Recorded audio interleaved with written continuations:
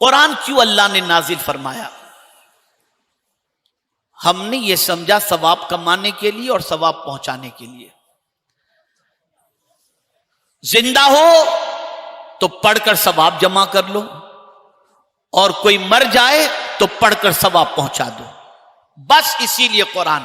لیکن حضور فرماتے ہیں صلی اللہ علیہ وسلم کہ اس قرآن کے ذریعے حضور کیا کرتے ہیں؟ تو حضور فرماتے لِأُنذِرَكُمْ بِهِ، اس سے میں تم کو ڈراتا ہوں. بہت خوب حق ہے. گویا اللہ نے قرآن اس لیے نازل کیا کہ قرآن کے ذریعے لوگوں کو ڈرایا جائے.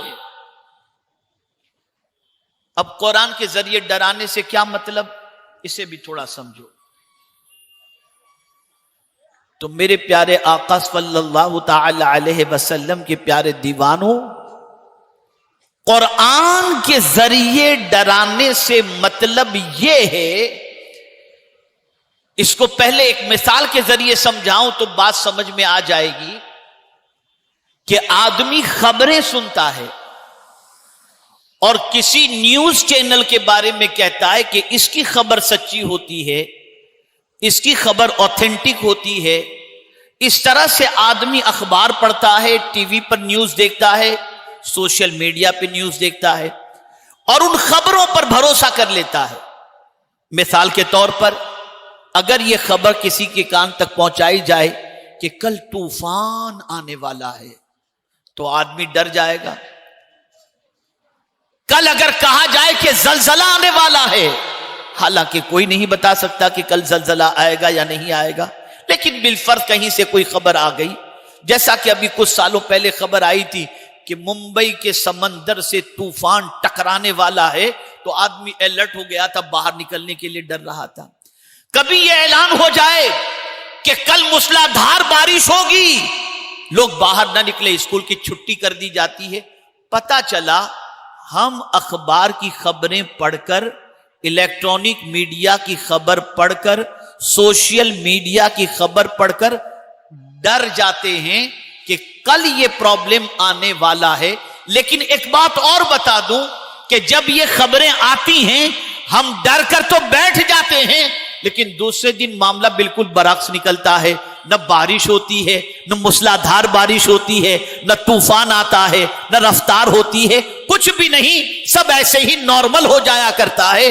پتہ چلا دنیا کا انسان اگر خبر دیتا ہے تو وہ گمان کے طور پر خبر دیتا ہے، لیکن قرآن کہتا ہے وَمَنْ أَصْدَقُ مِنَ اللَّهِ قِيلًا، اللہ سے زیادہ سچی بات کس کی ہوگی؟ اب حضور قرآن سے کس طرح سے ڈراتے ہیں؟ تو رسول اعظم صلی اللہ علیہ وسلم کے ڈرانے کا معاملہ یہ ہے کہ قرآن نے بتا دیا یہ گناہ کرو گے تو یہ عذاب ہوگا، اللہ کو نہ مانو گے تو یہ عذاب ہوگا، اللہ کی نافرمانی کرو گے تو یہ عذاب ہوگا، اللہ کے ارشاد کے خلاف چلو گے تو یہ عذاب ہوگا، اللہ عز و جل کی اطاعت نہیں کرو گے تو یہ عذاب ہوگا، اللہ کے رسول کی اطاعت نہیں کرو گے تو یہ عذاب ہوگا.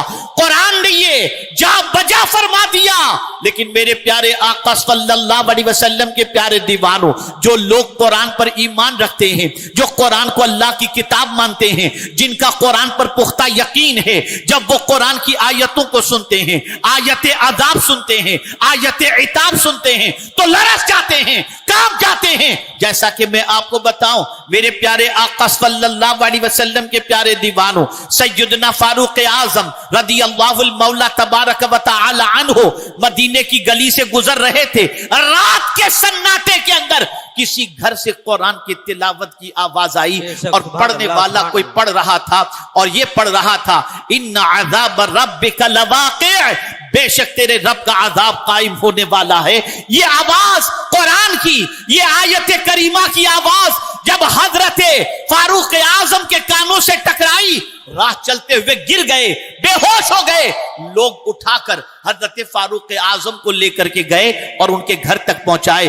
پتہ چلا قرآن کی ڈر والی آیت, عذاب کی آیت کو سن کر فاروق اعظم لرز جاتے ہیں. لیکن اے مسلمانوں, میں تم سے پوچھنا چاہتا ہوں, ہمارے یہ علماء, ہمارے یہ حفاظ پڑھ پڑھ کر تمہیں قرآن کی آیتیں بتاتے ہیں, دیکھو گناہ کرو گے تو یہ عذاب ہوگا, جہنم کا عذاب اتنا سخت ترین ہے, جھوٹ کا عذاب اتنا سخت ترین ہے, خیانت کا عذاب اتنا سخت ترین ہے, گناہوں کا عذاب اتنا سخت ترین ہے, نگاہوں کی آوارگی کا عذاب اتنا سخت ترین ہے. مسلمانوں, تمہارا ضمیر کتنا مردہ ہو گیا کہ تم اخبار کی خبروں سے تو ڈر جاتے ہو, قرآن کی آیتوں سے ڈرنے کے لیے تیار نہیں ہو. بے شک بے شک, سبحان اللہ سبحان اللہ. لیکن حضور صلی اللہ علیہ وسلم قرآن کے ذریعے لوگوں کو ڈرا رہے ہیں. کیا ڈرا رہے؟ کہ یہ اللہ کی سچی کتاب ہے, تم بھٹک رہے ہو, تم برائیوں کے دلدل میں ڈوب رہے ہو, تم کفر و شرک کی وادیوں کے اندر بھٹک رہے ہو, تم سودی لین دین کر رہے ہو, تم خیانت کر رہے ہو, تم یتیموں کا مال کھا رہے ہو, تم جوا کھیل رہے ہو, تم شراب پی رہے ہو. ان سارے گناہوں کا انجام بہت سخت ہے. حضور اللہ کی کتاب قرآن کے ذریعے بندوں کو ڈراتے ہیں. لیکن وہ بندہ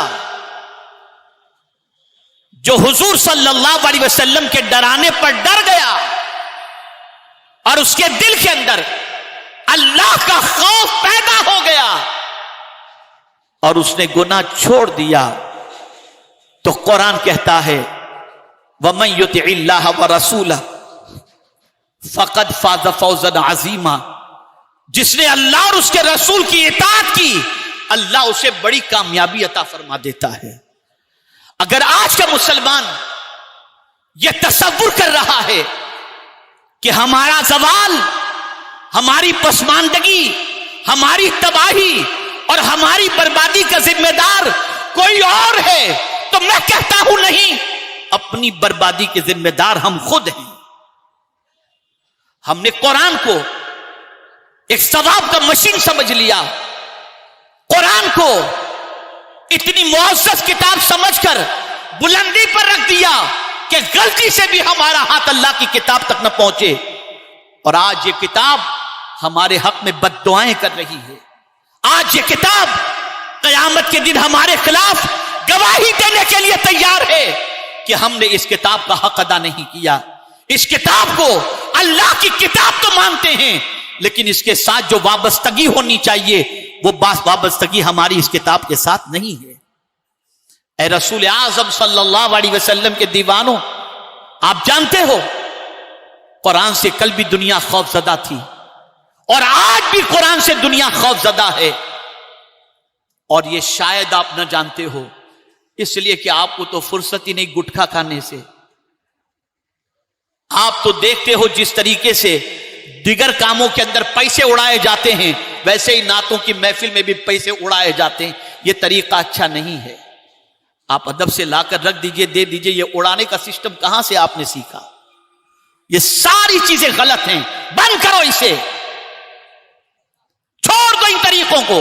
آپ کو شاعر کی خدمت کرنی ہے, بالکل ادب سے دیجئے. یہ اڑانا یہ کون سا سسٹم ہے؟ یہ کون سا طریقہ ہے؟